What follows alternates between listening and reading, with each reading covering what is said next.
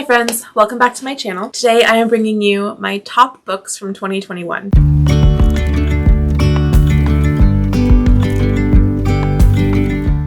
This year I read 118 books, and that is the most I've read ever in a single year. Thanks to BookTube, I have been living my best reading life. But out of those 118, I gave 47 of them 5 stars. So I'm going to go through all of the books pretty quickly. I'm going to give you the title and the author, and then a quick blurb about what the book is about and why it was great. Without further ado, let's get started. The first book that I read in 2021 was The Calling of Morrigan Crow by Jessica Townsend. This is the second book in a series. The first book I also gave 5 stars. I read that the year before. I highly recommend this entire series to anybody who loves children fantasy stories. This is one of my top favorite books to recommend to parents who have 3rd through 5th graders or to people who just enjoy reading children's fantasy. I loved these stories.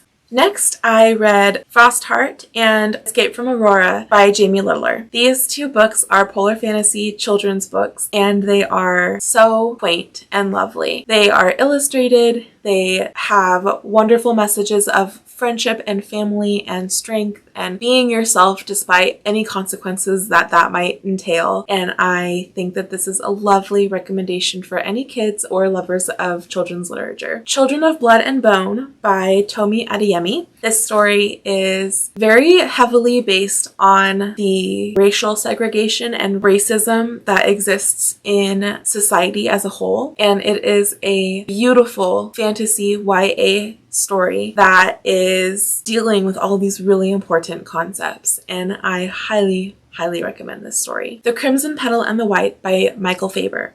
This is a story about Victorian London prostitution and the ins and outs of what the lives of these women are like, and it is an epic fiction story. I haven't read very much historical fiction this year, but this was definitely one that I am glad that I read. A Winter's Promise Trilogy by Christelle Dabos. All 3 books I gave 5 stars. I absolutely loved this series. It's another polar fantasy that is full of intrigue, danger, and mystery. It is the story of a young girl who was sent to marry a man that she has no idea who he is. Basically, she's had an arranged marriage, and she unlocks a world that she had no idea existed. Spinning Silver by Naomi Novik. This is a book that I've heard a lot of mixed reviews for. Some people did not like this book, but personally, I loved this book. It is a Rumpelstiltskin retelling. It is a polar fantasy, and it is beautifully written.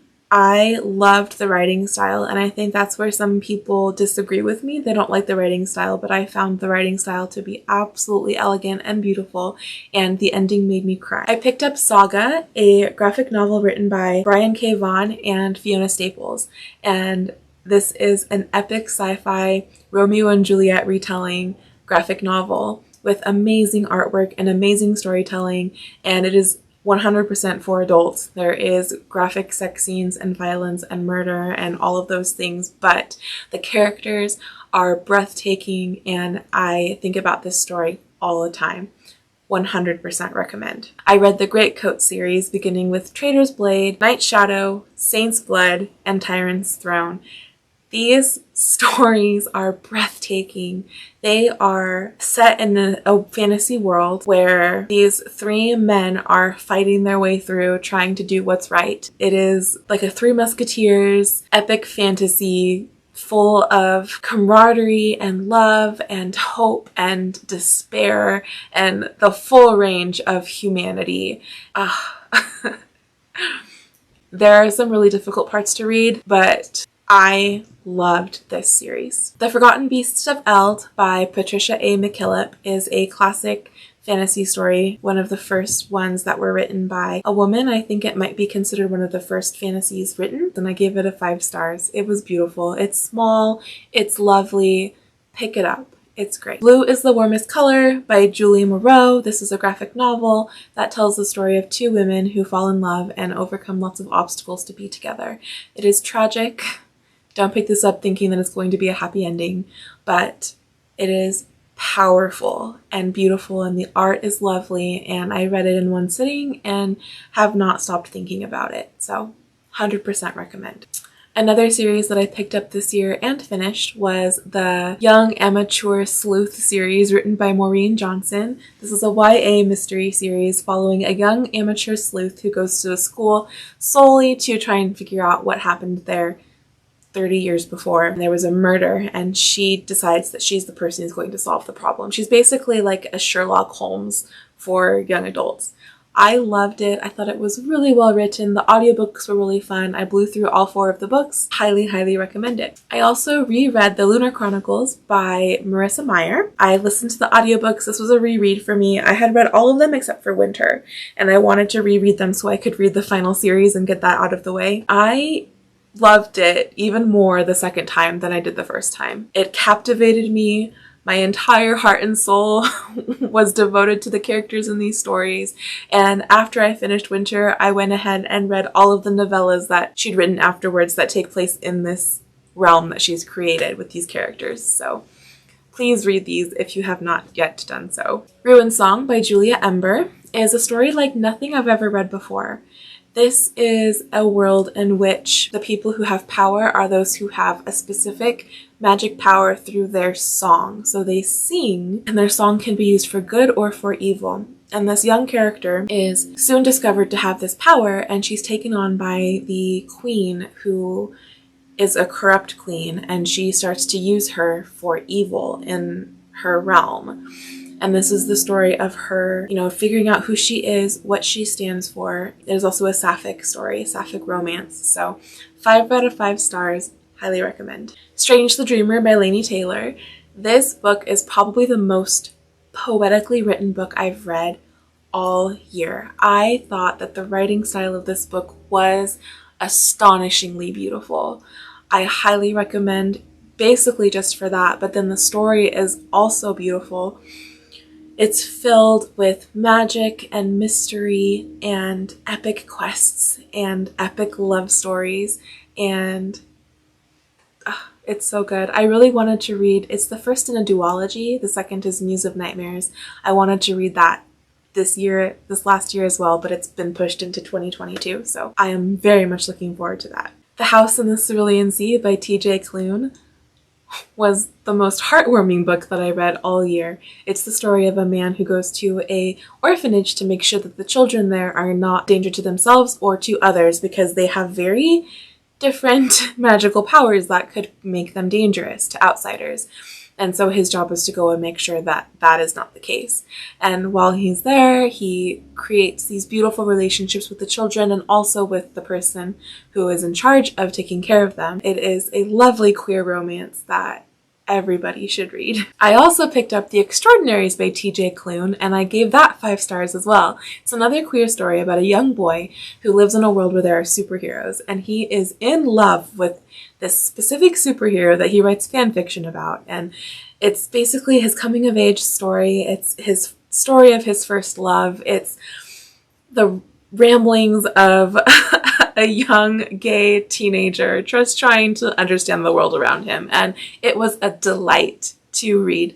I listened to the audiobook of that, and it was the same narrator who did the narration for the Greatcoat series, and that narrator is phenomenal. He's so good at what he does. Highly recommend listening to any of his audiobooks. Both of the T.J. Klune books that I read, 5 out of 5 stars. Looking forward to reading more from him. The Lost Coast by A.R. Capetta, another queer love story. This is a story about a young girl who is transplanted from her home in the city to a small town near the Redwoods of California. And here she connects with a young group of girls who are witches, and they have this wonderful connection with each other, and she learns from them, and they teach her about friendship and love and what it means to live a life that is honest to themselves. And once again, another one that I highly, highly recommend. I also read a Darker Shade of Magic series by V.E. Schwab. This, I didn't give every single one of the books in the series 5 stars, but I did give the final book 5 stars, so I wanted to give it a shout out. This is a really fun series. It is essentially a world where there are 3 different Londons, and there is are only certain people who have the magic to be able to pass between the three Londons. There's Red London, which is a London that's full of magic, and then there's Grey London, which is like the London that we know that has no magic at all, and then a White London, which has been separated from the rest of them due to a history of violence. So you come across the main character who gets himself into a huge mess, of course, and then has to try and get his way out of it. And I know that's very vague, but it is magical, it is fantastical, the characters are wonderfully written. I highly recommend this series. Heartstopper by Alice Oseman was really high up there with The House in the Cerulean Sea with the heartwarming factor. It is another gay romance. It's a graphic novel, so it goes quickly. And it is the story of these two young boys who find each other and just fall in love. And it is the sweetest love story probably that I've ever read. I really loved it. George by Alex Gino, which I believe is going to be retitled so that it's not using this person's dead name, which I think is really important. But this story was breathtaking. It's the story of a young transgender child who wants nothing more than to have the role in Charlotte's Web of Charlotte, but is denied because of the way that they present as a male. So it's the story of them coming to terms with their own sexuality. It's the story of them connecting with their loved ones and coming out to them and coming out to themselves, and the process of what that looks like as a very young child. Not too young. I think they are in late elementary school, middle school, but this was very beautifully done. So powerful, so impactful. Made me cry a lot. It was so good. Howls Moving Castle by Diane Wynne Jones. This is a classic. I read it as a child but didn't really remember it, and I wanted to reread it because I've been rewatching the Ghibli films, and Howls Moving Castle was one that I wanted to rewatch. So I wanted to compare how the book and the movie were. The book was similar to the movie, but not quite. They're kind of entities on their own accord, but I loved the story. It was heartwarming and lovely and magical and whimsical and all of the things that you want in just a sweet middle grade fantasy. I absolutely loved it. Hurricane Season by Nicole Melleby. This was one of the most heartbreaking books I read this year. It's another middle grade story about a girl whose father is mentally ill, and she's trying to hide the fact from everybody that she knows because she's afraid she's going to get taken away from him. And the mental health aspect of this was so well done and so compassionate and so honest, and I think was really important. It's a really important story, I think. And so anyway, one of her neighbors becomes wise to what's happening and begins to help her and help him and become a part of their lives, and eventually a romance brews, and it is a queer romance, and it is beautiful. And the end. Please read this book. I also picked up Acotar, so all 3 books in that series by Sarah J. Maas: A Court of Thorns and Roses, A Court of Mist and Fury, and A Court of Wings and Ruin. I think I got that right. But I finally picked this up. It's been around for a long time. It's been a favorite of many for a very long time. And I finally got around to reading them because my friend kindly let me borrow her books. And I loved these books. The mental health rep was amazing. The fantasy was amazing. The characters were great. The love stories were really great. And I ate it up. It was amazing. Boyfriend Material by Alex Hall is another book that I read. I listened to it on audiobook. I believe actually it's the same narrator in the audiobook that did the Extraordinaries and the Greatcoats. So also a very good audiobook if you want to pick it up as an audiobook. But basically it's another queer romance. It's a fake dating trope, if I remember correctly. And I thought it was brilliant. It was so, so, so good. I listened to it in basically one sitting. I could not stop listening to it. It was so good. Robin Hobb's Farseer Trilogy, Assassin's Apprentice,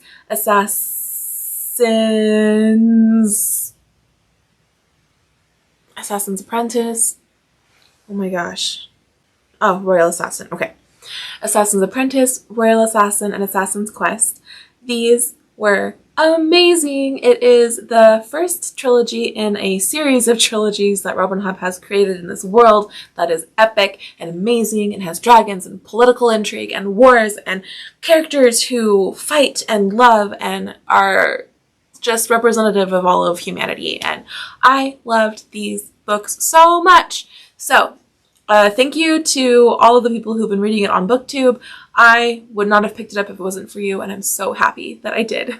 The Once and Future Witches by Alex E. Harrow. This is a story of 3 women who are witches, and they are living in the era of the feminist movement where they're fighting for the vote for women. And there's a lot of historical aspects to this. I would consider it a historical fantasy.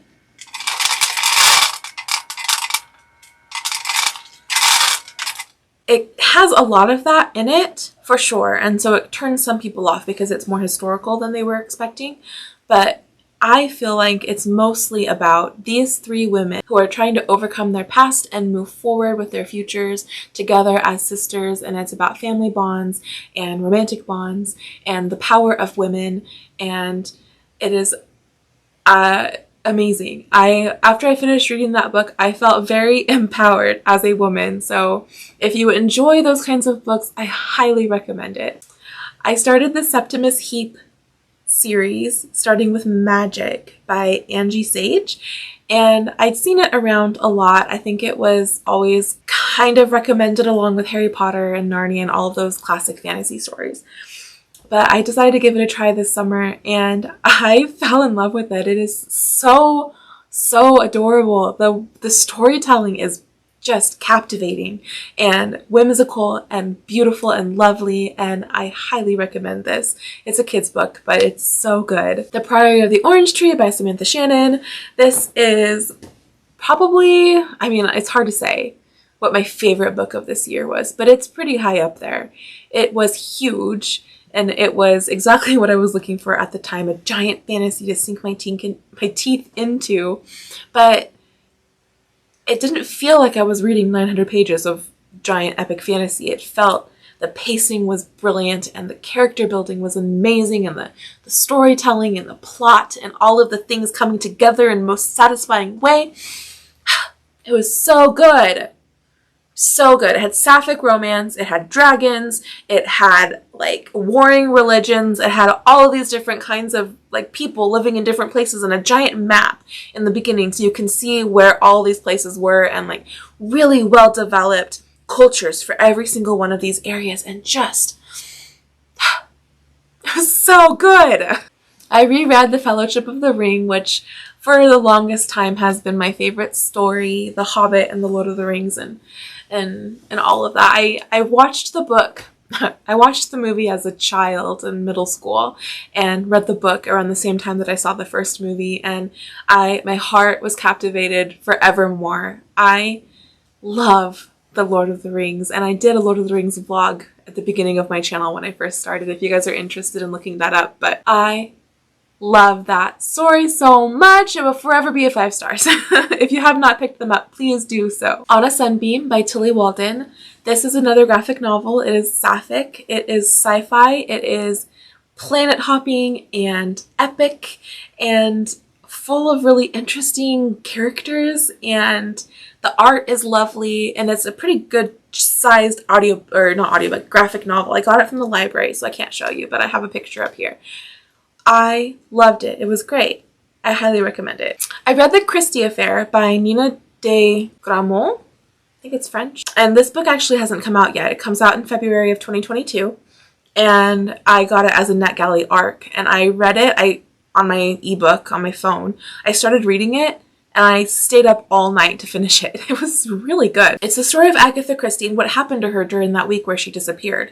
And historically, Agatha Christie always said that she never remembered what happened, right? She had no memory of that week that she disappeared, and the world went crazy trying to find her because she was, is an absolutely famous, wonderful author. And so this is Nina de Gramont's retelling or version of what might have happened during that week that she disappeared, and it was so well done. So well done.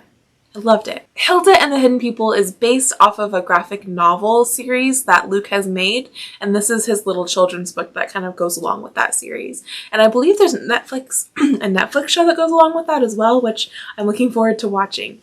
But essentially, it's the story of this little girl who lives with her mom in a fantasy fairy world, and the fairies are trying to evict them from their house because their house is smack dab in the middle of their fairy city. So it is really cute. It's really fun. The illustrations are beautiful. The storyline is really, really cute and adventurous, and I just highly recommend it to anybody who loves children's books and to anybody who has littles that enjoy stories. The Hatmakers by Tasman Merchant. I read that in December. It is now currently the middle grade monthly book of January and one of, their favorite books. So I had to read it. I gave it 5 out of 5 stars. I thought it was brilliant. It is the story of a young girl who belongs to the Hatmaker family. And in this city that they live in, there are hat makers and boot makers and clock makers and glove makers and basically just all kinds of articles of clothing, right? And they make these clothes with magical items that then give the wearers those magical abilities. So, for example, if you want a hat that makes you brave, you will be brave. If you want a hat that makes you studious and focused to pass the test or do some hard work, you will get a hat that does that. So that's kind of the premise of the world that the book takes place in, but it's full of adventure, and there is a mysterious threat. There's a mysterious threat that this young girl has to face and overcome in order to prevent basically all-out war. So it's really good. I was hooked on it from the moment I read it. I once again read it in almost one sitting, and highly recommend it. In November and December, I read The Green Glass House and The Ghosts of Green Glass House by Kate Milford. And what I loved about these stories, they're middle grades. They're pretty chunky, and therefore, if you're looking for ones for your kids, they're for higher level readers unless you're reading to them. But this is a story of a young boy who lives with his parents in the mountains in this hotel, right? But he is Chinese. He's been adopted. And so it's a lot of it talks about his story, his process of coming to terms with who he is and where he fits in the world, and his history and his, where he comes from. Also solving a mystery that takes place over Christmas. Also playing a Dungeons and Dragons type role-playing game with his best friend who visits him for Christmas. What more could you ask for? The Afterlife of Holly Chase was another 5-star that I gave in December. This is a Scrooge retelling, and essentially the ghosts of Christmas past, present, and future come and talk to our main character Holly Chase and warn her that she needs to change her ways, and she ignores them. She thinks it's fake, and then she dies. And then in her afterlife, she is recruited as the ghost of Christmas past. And so during her time there, she is, sent on all of these different tasks to go to a different Scrooge every single year to help them turn their life around, essentially.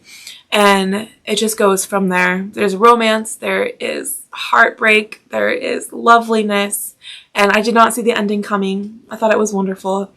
I'm probably going to reread that book most Christmases because I loved it so much. At least definitely next year I want to read it again, so I highly recommend it. Okay, I think we've come to the end of my 5-star reads for 2021. There was a lot of them. I had a really amazing reading year, honestly. And then there was so many more that were 4 stars. So, right up there with those 5-star reads. I think I only had 1 2-star read, maybe 2, and a couple of 1-star, and a few DNFs. But for the most part, they were all 4 and 5 stars. They were wonderful. I'm hoping that 2022 is as kind to me as 2021 was. Anyway, if you liked this video, please remember to subscribe and like my channel, and comment below if you read any of these books or if you would like to read any of these books, and let me know what you think. I hope you guys have an amazing day, and I'll see you in my next video. Bye! Yesterday there was sun.